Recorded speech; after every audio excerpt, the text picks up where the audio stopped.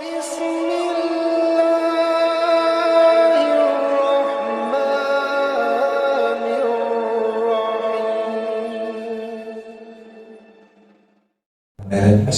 warahmatullahi wabarakatuh. Alhamdulillah wa syukurillah wa ni'matillah la haula wala quwwata illa billah. Amma ba'du. Bapak-bapak, ibu-ibu, saudara-saudara peserta pengajian yang berbahagia, pada kesempatan kali ini sudah sepatutnya lah kita panjatkan puji syukur kepada Allah Subhanahu wa taala yang telah memberikan kita berbagai curahan-curahan kenikmatan sehingga pada malam ini kita masih bisa menghadiri pengajian rutin setiap Selasa malam atau malam Rabu.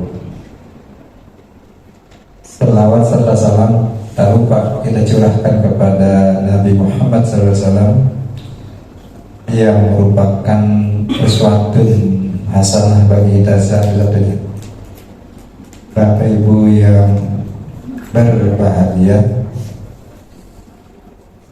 marilah pengajian ini kita buka saja dengan lafaz basmalah. Bismillahirrahmanirrahim. Warinya sudah keluar sih.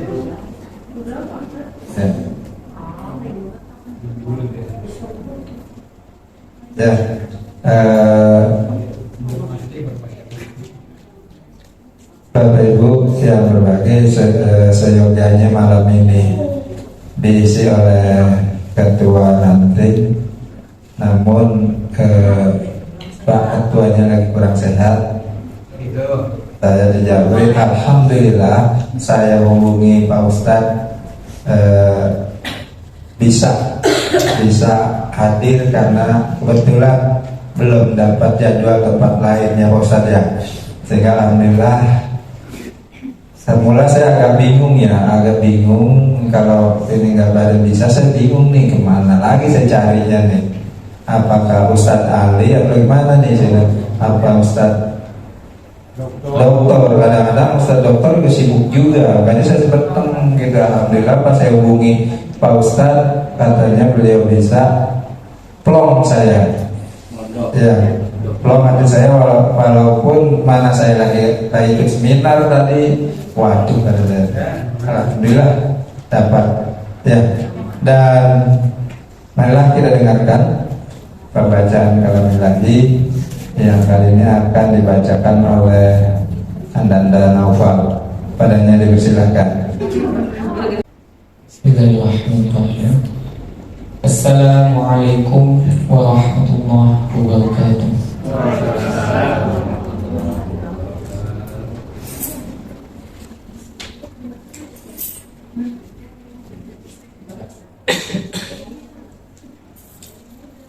A'udzu billahi minasy syaithanir rajim.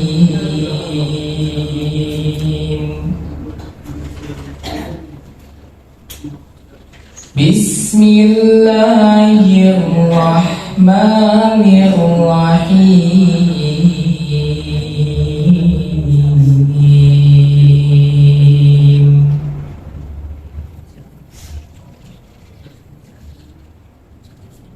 Wa in qala rabbuka lil malaikati inni ja'ilun fil ardi khalifah qalu ataj'alu fiha man yufsidu fiha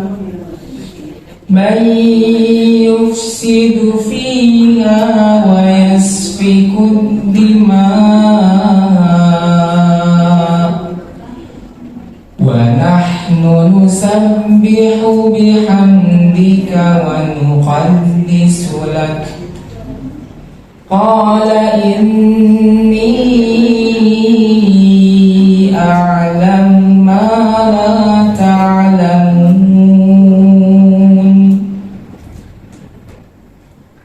وعلم آدم الأسماء كلها ثم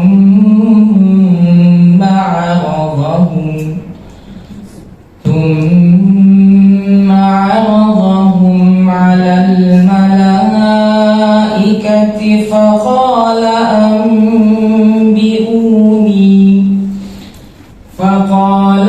أنبئوني بأسماء هؤلاء إن كنتم صادقين. قالوا سبحانك لا علم لنا إلا ما علمتنا إنك أنت العليم الحكيم. قال يا آدم أنبئهم بأسمائهم فلما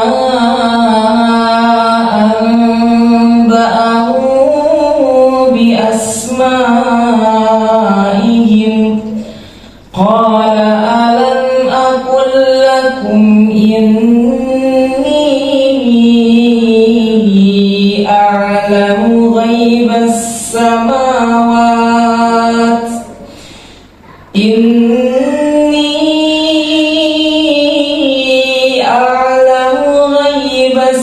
السماوات والأرض وأعلم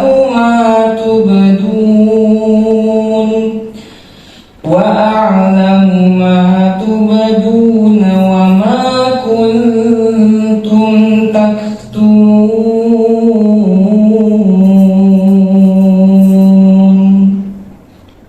صدق الله العظيم. Assalamualaikum warahmatullahi wabarakatuh.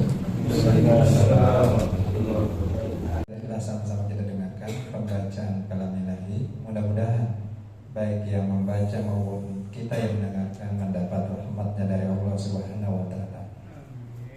Lanjutnya acara ini marilah kita simak pemaparan materi yang akan disajikan oleh Bapak Ustadz. Padanya dipersilahkan.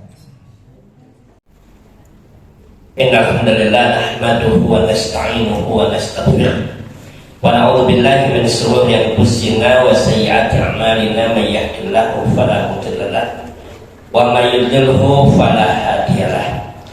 Asyhadu an la ilaha illallah wahdahu la syarika lahu wa asyhadu anna Muhammadan abduhu wa rasuluh. Allahumma shalli wa sallim wa barik ala Muhammadin wa ala alihi wa ashabihi wa man ittaba'a hudahu wa mawala. Subhanaka la ilma lana illa ma 'allamtana innaka antal alimul hakim.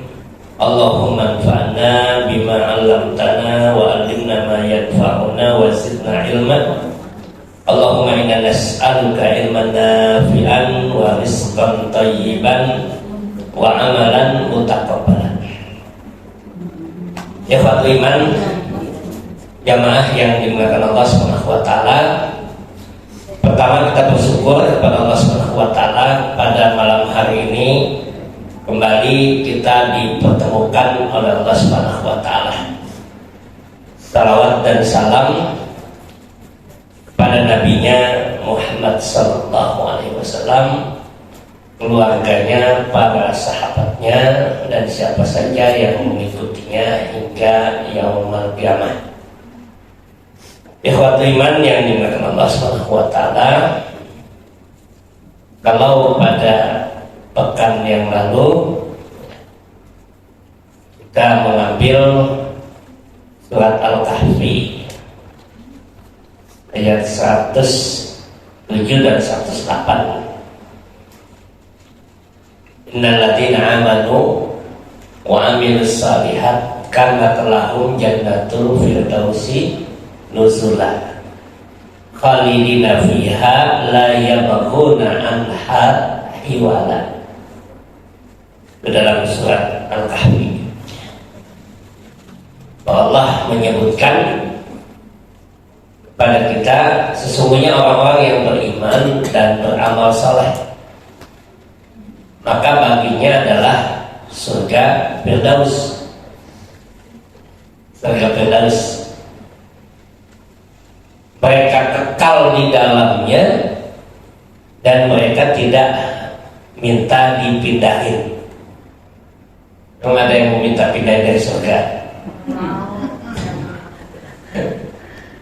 Jadi kalau lihat ayat ini itu layabghuna anha hiwala, itu kata para ulama tafsir, itu ada orang yang dimasukkan ke dalam surga minta pindah,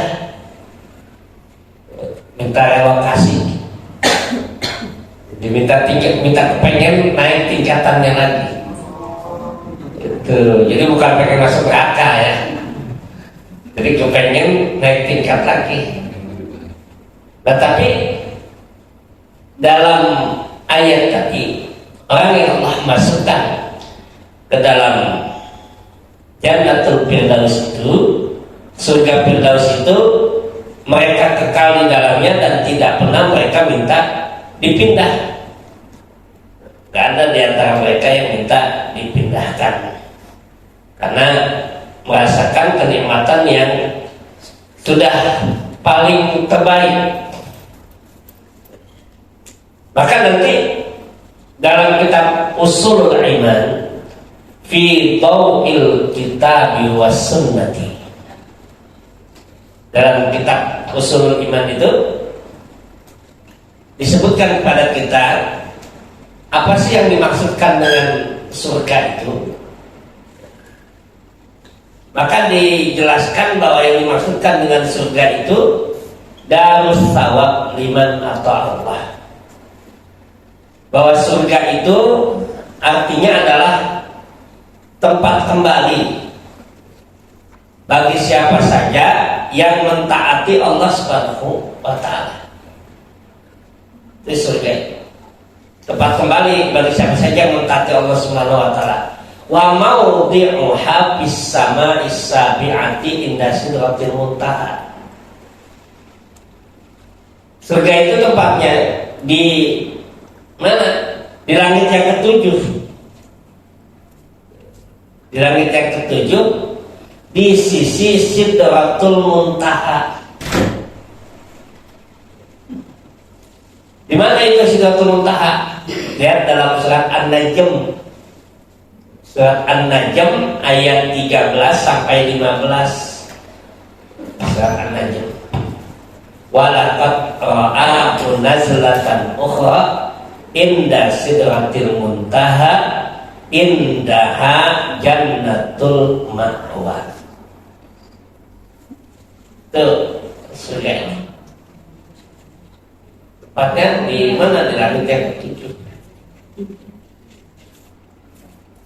di sidratul muntaha. Itu dalam surat An-Najm ayat 13 sampai 15.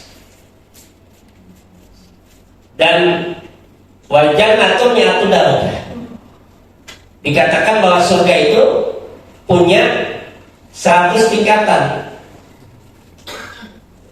Baina kulli darajatin wal ukhra, satu tingkatan dengan yang lainnya itu, satu tingkatan dengan yang kama baina sama'i wal ardh, seperti jaraknya itu seperti langit dan bumi.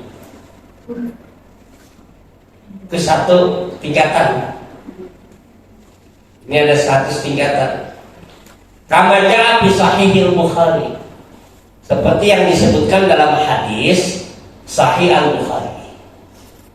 Posisi surga dalam hadis Rasulullah 100 tingkatan. Maka jangan mau masuk surga sendirian, sepi nanti. Ajak yang lain gitu untuk masuk surga. Bareng-bareng masuk surga. Bahkan nanti disebutkan ada reuni di surga gitu. Reuni bagaimana berkumpul. Oh dulu pernah ketemu, itu ceritakan nanti. dalam penduduk surga itu saling bertanya, kenapa yang menyebabkan kamu bisa masuk surga? Itu saling ngobrol. Wa 'alal jannatil firdausil a'la. Dan yang paling tinggi di antara surga itu adalah surga Firdaus. Nah, tadi yang tidak minta dipindahkan itu. Jadi kalau di bawahnya ada kemungkinan minta naik. Tuh, saya pengen di atas. Dia bisa melihat kenikmatan yang lebih tinggi di atasnya, padahal jaraknya seukuran langit dan bumi, tapi dia bisa melihat itu. Masya Allah, itu kok lebih enak di sana. Kenapa saya nggak dapat sana?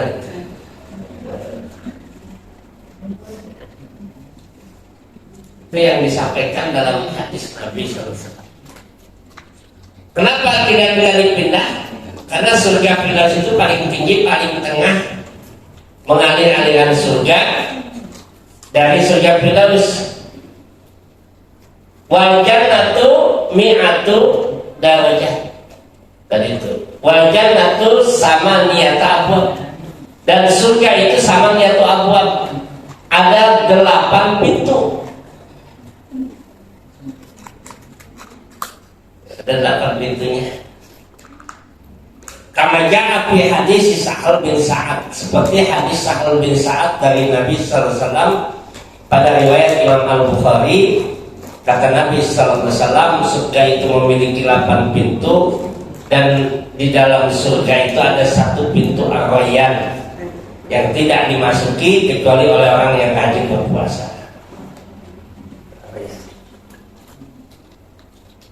Nah, ini gambaran surga. Gambaran surga. Begitu pula nanti neraka. Neraka itu kebalikannya. Allah sebutkan itu tentang neraka itu. Kalau neraka itu tingkatan ke atas 100 derajat, maka dalam kitab Ushul Iman fi Dhawil Kitab was Sunnah disebutkan neraka juga seperti itu. 100 tingkatan darokat ke bawah. Dan tingkatan yang paling bawah itu neraka Jahannam itu. Yang paling bawah itu.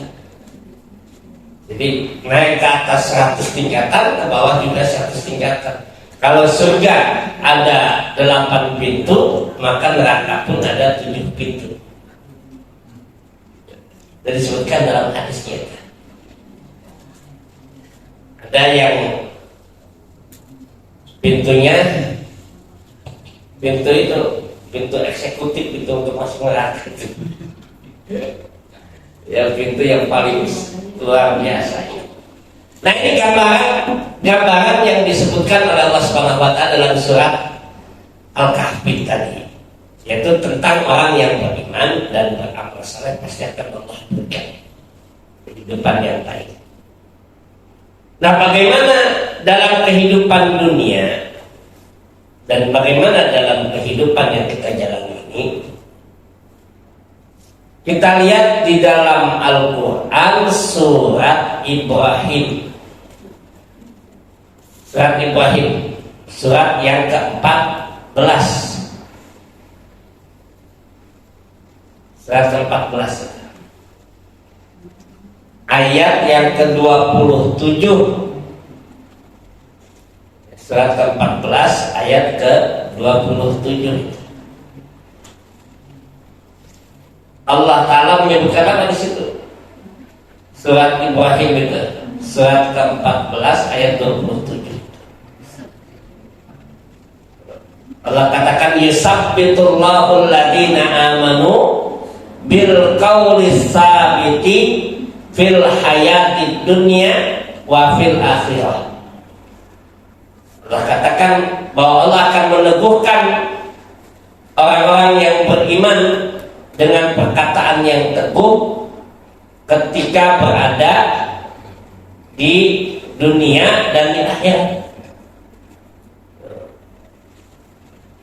Lalu kemudian wa yudhillullahu dzalimin wa yaf'alu ma yasha.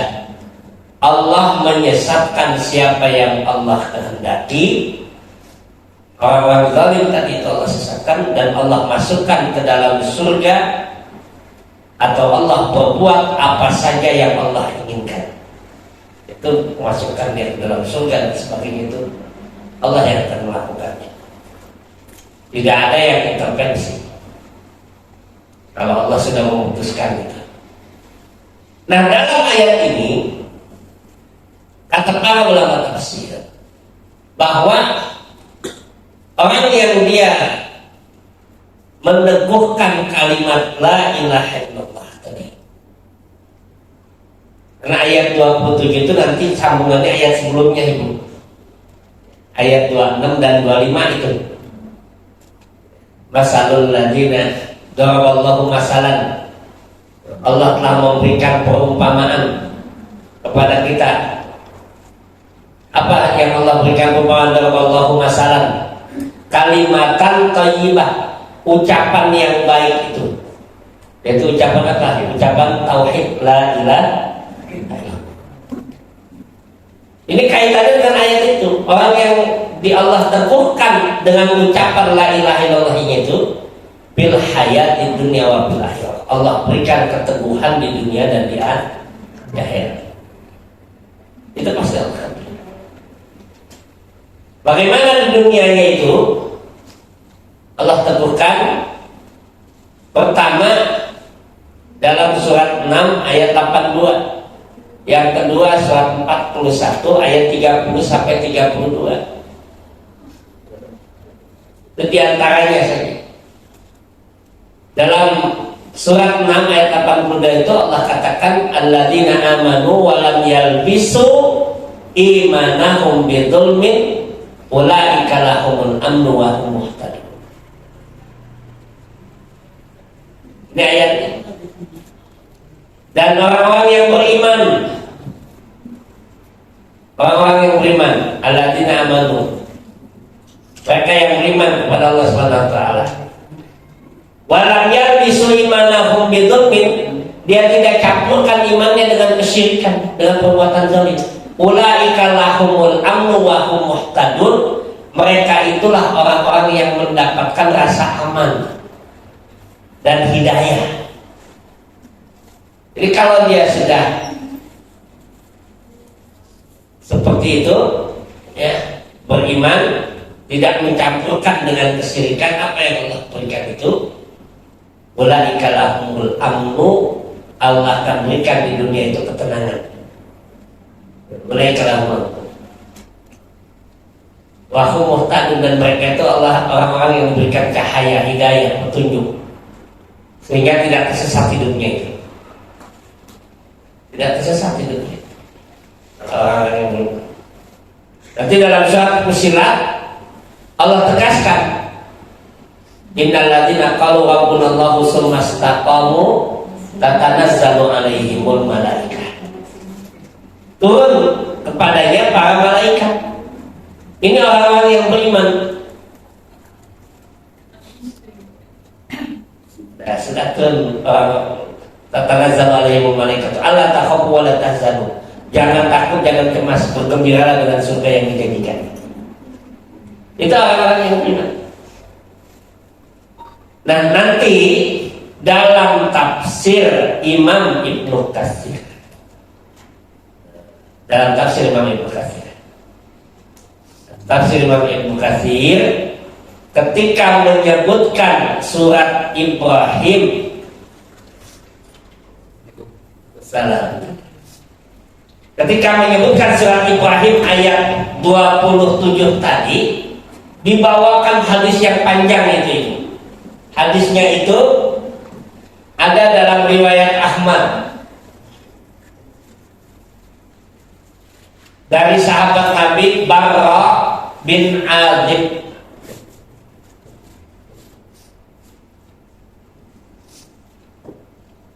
Barra bin Azib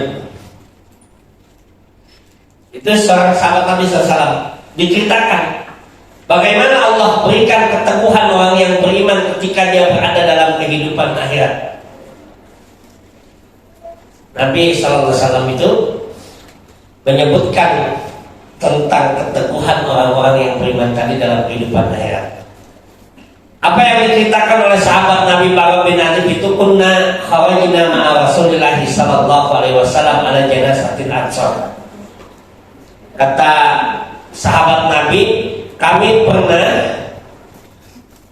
keluar bersama Nabi sallallahu alaihi wasallam mengantarkan jenazah sahabat dari kalangan Ansar. Jadi mengantarkan jenazah dengan Nabi dan para sahabatnya. Mengantarkan jenazah sahabat Ansar. Siapa sahabat Ansar itu? Penduduk asli kota Madinah. Ansar kan artinya yang menolong.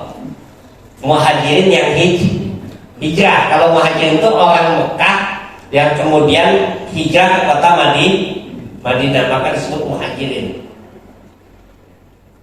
Yang penduduk aslinya disebut Ansar, yang menolong muhajirin tadi.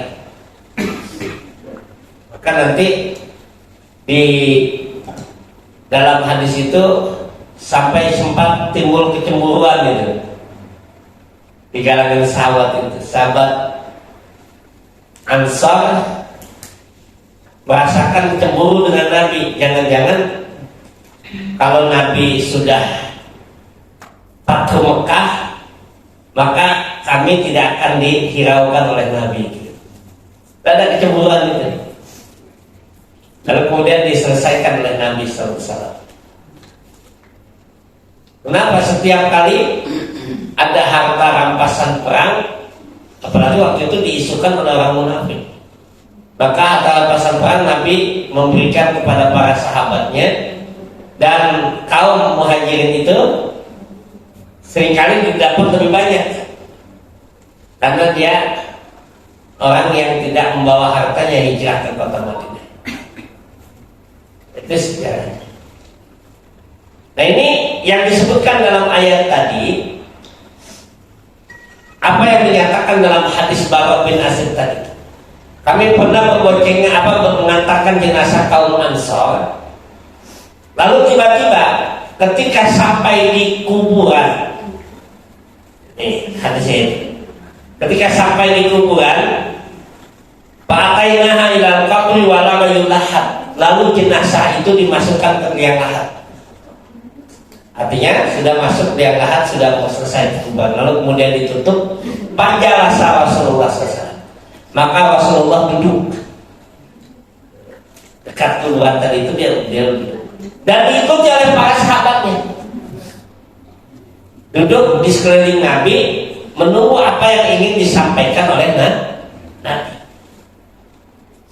Bahkan kata sahabat tadi Bara bin Azib, kami semua tertunduk kepalanya seperti ada seekor burung yang menempel di kami, tengkuk kami.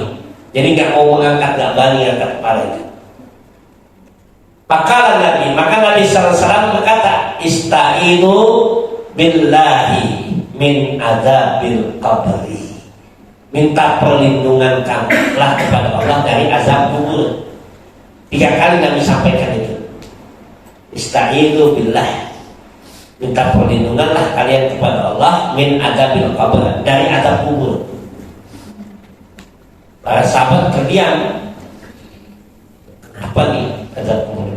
Nah, baru Nabi menceritakan tuh bagaimana maksud ayat surat Ibrahim ayat 27 tadi. Yusabbitullahu alladziina aamanu bil qauli tsabiti fil hayati dunya. Baru Nabi jelaskan itu. Bagaimana bentuk peneguhannya, kata Nabi SAW. Yang pertama adalah ketika berada dalam proses nazak dan sakaratul maut. Itu Allah tentukan itu. Dan itu gak gampang, Bapak dan Ibu. Coba aja perhatikan. Kalau kita mendapati orang yang berada dalam nazak dan sakaratul maut itu gak mudah itu. Jangan nanti apalagi mengucapkan la ilaha illallah itu. Jangan berpikir yang itu mah gampang gitu ya. Kita udah baca, apalagi udah hafal gitu ya. Hatam gitu. Saya beberapa kali mendampingi itu. Allah Ta'ala gak mudah loh. Gak mudah mengucapkan. Bahkan kalau kita baca itu ada salah satu petugas pemulasaran jenazah di rumah sakit Islam kita tuh di Makaputri, ketika pensiun, karena dia sering mendampingi pasien yang sudah sakatul maut karena dia tugasnya di situ. Lalu setelah meninggal itu dia mentalkin, mendoakan. Setelah meninggal itu dia yang membuat buku meninggalnya. Jadi meninggal orang tersebut jam berapa.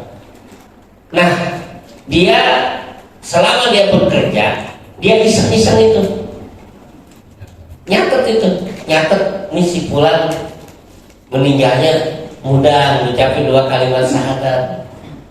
Jadi catat itu, alamatnya itu dia punya itu. Nah, ketika pensiun, maka dia cari itu.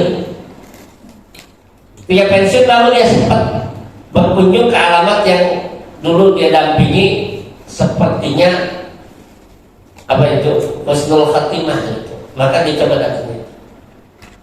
Kok apa rahasianya itu? Orangnya masih ada yang bekerja sekarang dia sudah pensiun, masih ada bekerja di PWM DKI. Maka dia coba untuk menyusuri itu, dan kemudian macam-macam itu. Dari tetangganya itu ketahuan bahwa orang ini simpulan baiknya seperti apa. Di antaranya ada orang yang tidak pernah meninggalkan salat berjamaah. Di antara ini, jadi masyarakatnya itu tahu bahwa simpulan orangnya ini nggak pernah meninggalkan salat berjamaah. Enteng itu jadinya itu. Ucapin. Maka nggak mudah itu kita ucapin la ilaha illallah itu. Jadi walaupun kita dikasih contekan ya, ditalkin la ilaha illallah, tapi nggak mudah itu ucapin. Kecuali dengan kebiasaan nanti dia terbiasa untuk ucapin itu.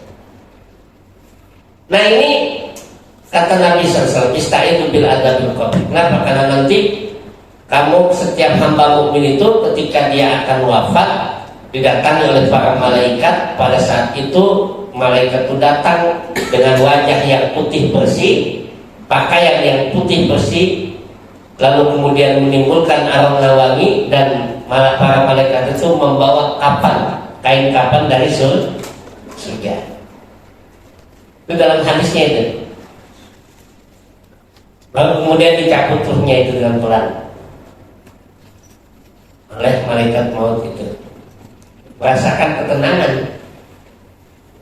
Nah ini berbeda dengan orang yang tidak beriman atau orang yang durhaka. Proses yang tasbih tadi itu diteguhkan dalam ayat tadi yang pertama tadi itu, dari hadis Bara bin Azib itu, bahwa disebutkan orang yang beriman tadi itu yang meneguhkan, yang Allah berikan peneguhan kalimat itu atas tadi itu ya, peneguhan itu diantaranya di mana? Dalam kehidupan dunia dan akhirat itu.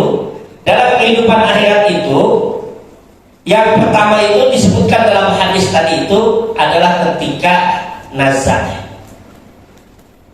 dan sakaratul maut. Itu Allah mudah. Allah berikan kemudahan ketika nazar dan sakaratul maut. Jadi enggak sembarangan mengucapkan.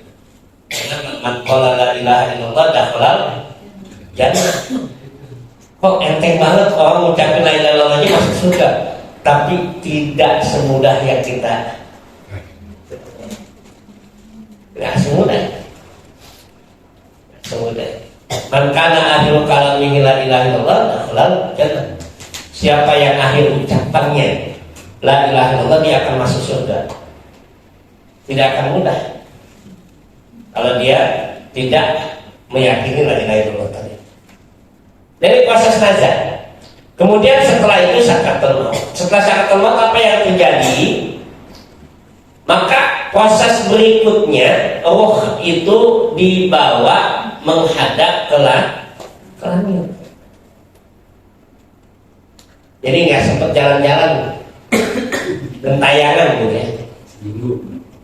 Nggak ada sempat itu. dibawa menghadap ke langit. Nanti dalam hadisnya itu dinyatakan, saya bacakan dari hadis Bara bin Azib itu, hadis yang panjang itu, Nabi SAW menyebutkan ketika dicabutnya roh tadi itu. Lalu dikatakan ini dalam hadis itu, Payas aduna biha pala yamuhuna, yakni biha ala mala'i minal malaikati laqalu ma hadha ruh at-tayyibut fayaquluna fulan bin fulan bi ahsani asma'i allati kanu yusammuha biha fid dunya. Kata Nabi SAW, maka setelah ruh itu dicabut dari jasadnya itu, maka tidak sempat malaikat maut itu lama-lama memegang roh itu, sudah disambut oleh malaikat yang sekitarnya, lalu dikasih kapan dari surga tadi itu, diberikan kapan dari surga. Kemudian apa yang terjadi? Payas abu nabiha, maka dibawa naik ke langit. Fala yamuruna, maka tidaklah roh itu dibawa melewati para malaikat, melainkan para malaikat mencium aroma yang wangi. Roh siapa ini? Roh yang baik ini roh siapa? Maka disebutkanlah namanya, Fulan bin Fulan. Sebutkan namanya. Maka kemudian setelah itu sampailah disambung agama dunia hatta yang tahu ila samani dunia, sampai ke langit dunia. Payastaftahu lahu, maka kemudian dibukakan pintu langit itu. Payutahu lahu payasabuna bikuli samai makunatun ila sama, hatta yantahi biha ila sama isabya, sampai diantarkan ke langit ketujuh. Lalu kemudian payakulullah, Allah berfirman. Ini Allah berfirman kemudian, yaitu menghadap Allah Subhanahu wa taala, uktubu kitabahu kitabatan bi illiyin, maka tetapkan catatan buku amalnya itu di illiyin. Itu yang disebutkan dalam Al-Quran itu, bahwa orang yang beriman dan beramal soleh dalam kehidupan dunia, catatan amal kebaikan itu Allah tempatkan di illiyin gitu. Kalau orang yang tidak beriman dan orang yang durhaka di mana? Sijin. Sijin itu di mana? Nanti disebutkan dalam hadis Nabi tadi itu, bisama i sublah bil abis sublah, di tempat mana sijin itu? Di bumi yang paling bawah, paling dasar itu. Di mana bumi yang paling bawah? Neraka. Sijin itu catatan amalnya itu diletakkan. Nah, ini proses dibawanya roh rilatuh, berbeda dengan orang yang tidak beriman, berbeda dengan orang yang tidak diteguhkan. Kalau mereka yang diteguhkan dengan kalimat la ilaha illallah itu nikmat di bawahnya.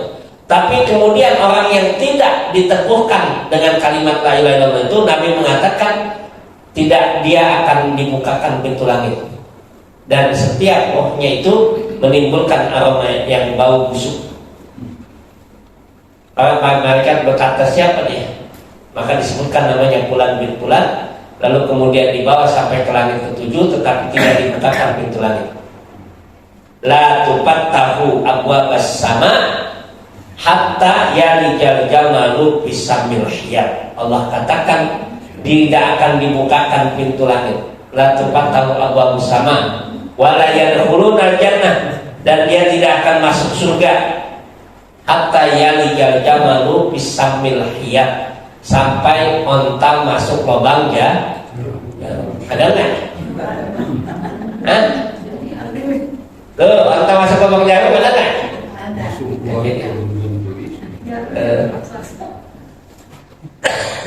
Itu surah Al-A'raf ayat 40 itu. Jadi itu ditegaskan, la tufattahu abwabus sama. Kata Nabi membacakan ayat itu kemudian maka orang-orang yang tidak beriman itu tidak akan dibukakan pintu langit. La tufattahu lahum abwabus sama. Tidak dibukakan pintu langit, wala yadkhuluna jannah, dan dia tidak akan masuk surga kecuali kalau onta masuk lubang jarum, baru dia masuk surga. Susah amat. Ya, susah masuk surga ini.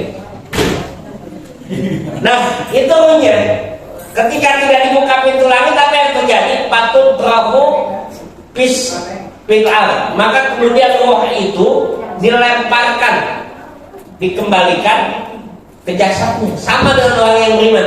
Kalau orang yang beriman tadi ruhnya itu dihantarkan ke jasadnya, maka masuk ke alam barzah. Proses selanjutnya inilah yang kemudian setelah nazak, perjalanan ruh ke langit,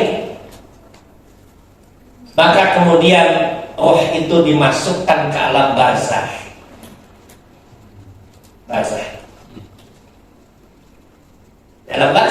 Alam barzah itu alam kubur, bukan kuburan. Alam barzah itu. Maka dimasukkan itu. Nah, ketika roh dimasukkan ke dalam alam barzah itu, Nabi sampaikan, maka apa yang dikatakan oleh Nabi SAW, maka ruh itu dikembalikan kepada jasadnya. Jadi ruhnya balik lagi ke jasad, masuk lagi ke jasad, tetapi bukan dalam kehidupan dunia. Kali ini kan kita alam dunia nih, ruh sama jasad kita bersatu di alam dunia. Setelah nanti dipisahkan, berpisah ruh dengan jasad, dibawa ke langit, nanti disatukan lagi setelah itu ruh dengan jasad. Disatukannya di mana? Di alam barzah, bukan alam dunia. Kalau alam dunia ini namanya alam syahadah. Kalau syahadah itu bahasa kita physically, kelihatan secara fisiknya. Kalau barzah itu tidak terlihat. Apa bedanya? Nanti alam barzah dengan alam syahadah, ruh dengan jasadnya sama-sama bersatu, tetapi yang membedakan di mana? Kalau di alam syahadah, hukum yang berlaku jasad. Kita cubit tangan kita, sakit jasad kita, ya kan? Tangan sakit, ruhnya juga merasakan sakit, cuma nggak tahu kita. Ruh kita merasakan sakit itu dicubit. Tapi kalau di alam barzah, yang berlaku apa? Hukum ruh. Nanti itu dijelaskan Imam Ibnu Qayyim dalam kitabnya Kitab Ruh, kitab tentang ruh. Maka yang berlaku itu hukum ruh. Juga disebutkan oleh Dr. Saleh bin Fauzan dalam kitab Tauhid, bahwa bersatu lagi hukumnya ruh dengan jasad itu di alam barzah. Yang berlaku adalah hukum ruh. Ruhnya yang disiksa, jasadnya merasakan sakit. Kalau di alam syahadah itu apa, jasadnya yang terkena sakit, maka ruhnya juga ikut merasakan. Maka nanti Bapak dan Ibu jangan pernah berpikir bahwa orang di alam kubur baru dikubur 2 jam, kemudian pas dibongkar lagi udah gosong. Itu dongeng gitu. Ya, itu apa, rahasia ilahi gitu. Waduh, itu karena bukan jasad itu jasad yang fisik itu ada di kuburan. Ruh dan jasadnya disatukan nanti itu bukan di kuburan, tetapi di alam kubur atau alam barzah. Ruhnya merasakan disiksanya ruh, jasad merasakan sakitnya, tetapi tidak harus tampak terlihat di jasad yang ada di kuburan. Tidak ada ketentuannya. Itu yang dikatakan oleh para ulama. Jadi tidak melihat di kuburnya lihat kosong gitu ya. Jangan ada rahasia ilahi, udah jadi diomongin itu orang yang meninggal. Kesian banget gitu ya. Sampai udah meninggal masih diomongin. Itu yang terjadi. Jadi alam barzah. Nah, di alam barzah ini apa yang terjadi? Nanti ada yang disebut nikmat kubur, nikmat dan azab kubur itu. Karena di sini diawali dengan pertanyaan di alam kubur. Itu dalam hadis Bara bin Azib dikatakan itu. Lalu setelah dimasukkan ruh dan jasad itu disatukan di alam barzah, apa yang dikatakan oleh Nabi SAW? Fayaji'u malakani fayaqudani wa yajlisani wa yas'alani. Setelah itu ruh dan jasad disatukan lagi di alam barzah, maka Allah datangkan 2 malaikat mendudukkan jenazah itu dan bertanya kepadanya. Jenazah yang mana tuh yang didudukin? Yang di kuburan apa di alam bangsa? Hah? Alam bangsa. Kalau ibu gali lagi nggak ada itu. Ya, ini jenazahnya kok jadi duduk, nggak ada itu. Nggak ada itu ya. Ya, karena yang di situ disebutnya alam barzahnya, bukan jenazah yang ada di kuburan. Ini kenapa jenazah jadi duduk? Itu lagi ditanya malaikat. Apalagi ada hadis nanti dalam riwayat Imam Muslim itu ada hadis yang menyebutkan bahwa apabila jenazah telah diletakkan di kuburnya, lalu kemudian orang-orang pergi meninggalkannya, maka jenazah itu diperdengarkan tapak kaki orang yang meninggalkannya. Lalu kemudian didatangkannya kepadanya dua malaikat. Dari hadis itu kemudian ada yang mengatakan, kalau kita pulang maka malaikat datang. Kalau kita nggak pulang baca Quran nggak datang. Tuh. Malaikatnya nggak datang. Yang dia tungguin kuburan, bukan alam kubur, alam barzah. Beda itu. Ini masih banyak di masyarakat pemahaman seperti itu. Bahwa alam barzah itu berbeda dengan kubur. Ya. Maka tadi Pak Udani Wayas Kalan tadi yang didudukkan dan ditanya itu jenazah yang ada di mana? Yang ada di alam barzah. Fisiknya kan tetap dia. Mau kita tungguin, coba lihat malaikat dudukin nggak nih? Kok nggak ada duduknya ya?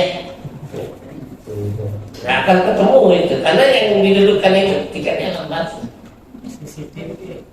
Pakai CCTV. Apalagi kemudian, nah ini setelah itu, nah ini ada yang muncul lagi, yang beberapa waktu lalu sampai viral itu ya, yang merusak akidah sebenarnya. Maka kemudian ayat lisani wayakulan, maka ditanya man rabbuka, siapa Tuhanmu ya. Maka orang yang diteguhkan tadi dalam surat Ibrahim tadi itu, dia akan menjawab Allahu Rabbi, Allah Tuhan saya. Apa agamamu? Ad-dinul Islam, agamaku adalah Islam. Lalu kemudian siapa orang yang diutus kepadamu? Maka dijawab Muhammad Rasulullah SAW. Apa yang kamu baca, yang ketahui tentang ilmumu? Saya membaca Al-Quran, meyakini dan mengamalkannya. Itu dia bisa menjawab pertanyaan-pertanyaan dalam kubur. Lalu kemudian apa yang terjadi? Nabi mengatakan abusyir billahi yasu. Maka beritahu, ada orang yang menyeru di alam kubur itu, ada yang menyeru di alam kubur, beritahukan kepada dia bahwa apa yang dia katakan itu adalah benar, maka hamparkanlah permadani dari surga. Lalu kemudian bukakanlah pintu surga sehingga dia bisa melihat tempatnya di surga. Itu masih di alam barzah, belum masuk surga. Belum tuh, cuma dipelihatin doang gitu di alam barzah itu.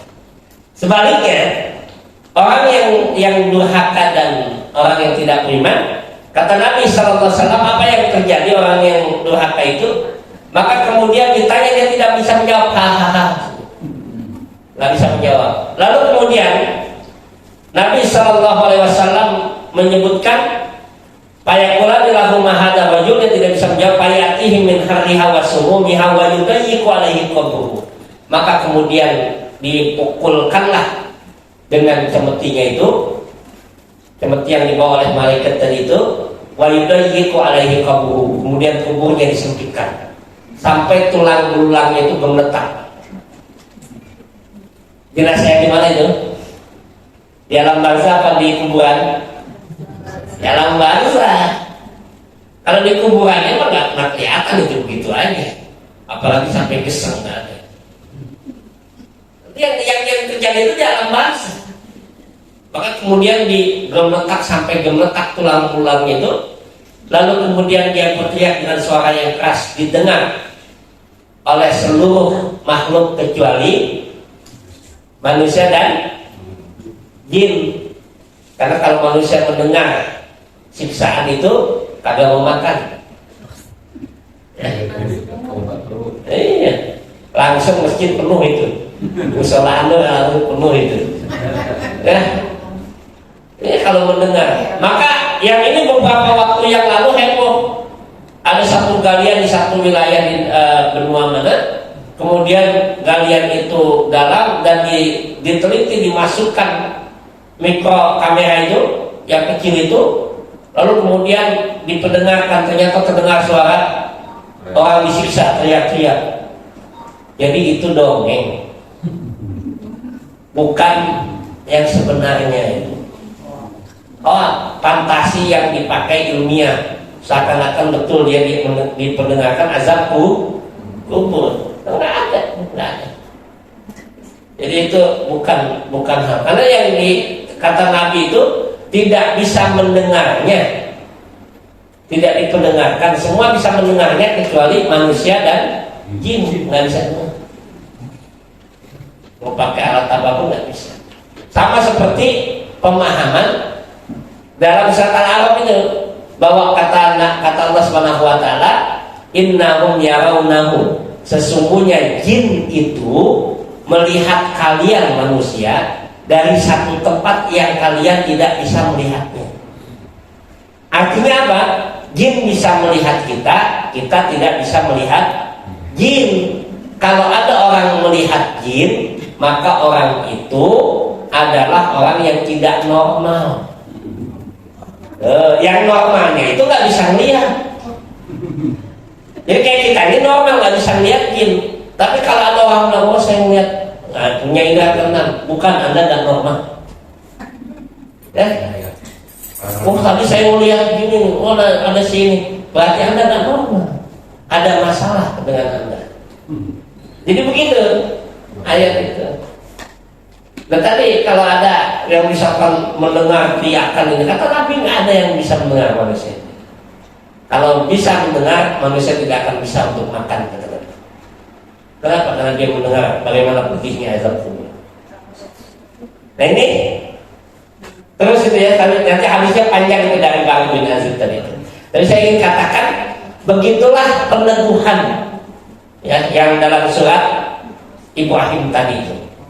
Dalam surat Ibrahim tadi itu Allah katakan, yusabbitullahu alladziina aamanu bil qauli tsabiti fil hayatid dunya wa fil akhirah.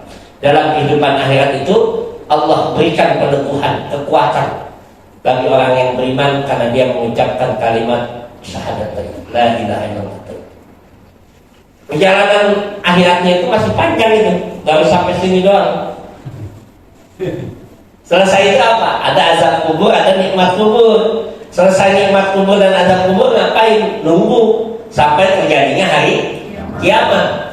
Orang yang beriman itu nanti disebutkan dalam hadis Bara bin Azib itu, ketika dihamparkan surga dan dilihat dibukakan pintu surga, maka dia mengatakan, ya Rabb, segerakanlah terjadinya hari kiamat. Saya ingin kembali berkumpul dengan keluarga saya. Tuh, dia menyatakan itu tuh, segerakan hari kiamat ya Allah. Saya ingin berkumpul dengan keluarga saya di dalam surga. Artinya apa? Nanti bisa berkumpul. Lalu kemudian orang yang tidak beriman, yang dia disiksa dengan azab kuburnya itu, ketika dia disiksa dia mengatakan, ya Rabb, jangan engkau azab, jangan engkau segerakan hari kiamat. Ini saja sudah menyakitkan bagi saya. Apalagi nanti saya sampai dimasukkan ke dalam neraka. Nah itu gambarannya. Nah, ini hadisnya diriwayatkan oleh Imam Ahmad, Imam Al-Bukhari dan Imam Muslim. Ya.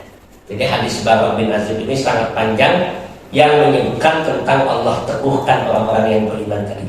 Di mana? Di kehidupan dunia dan kehidupan akhirat. Jadi ini mudah-mudahan ada manfaatnya dan Allah berikan pada kita peneguhan gitu ya, dengan kalimat la ilaha illallah yang kita ucapkan. Bahkan Nabi ketika menyebutkan tentang iman itu, kata Nabi apa? Bahwa iman kalian itu akan mudah usang. Maka mintalah kepada Allah untuk selalu diperbaiki. Lalu para sahabat bertanya, bagaimana cara kamu memperbaiki iman? Kata Nabi, aksiru qaula la ilaha illallah.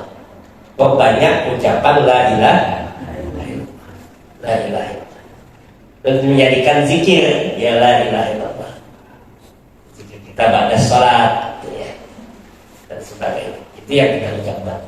Nah ini yang kita kaji pada kesempatan malam hari ini. Lebih kurang mohon maaf. Nasrun minallahi wa fathun qarib wa basyiril mu'minin. Wassalamualaikum warahmatullahi wabarakatuh. Waalaikumsalam.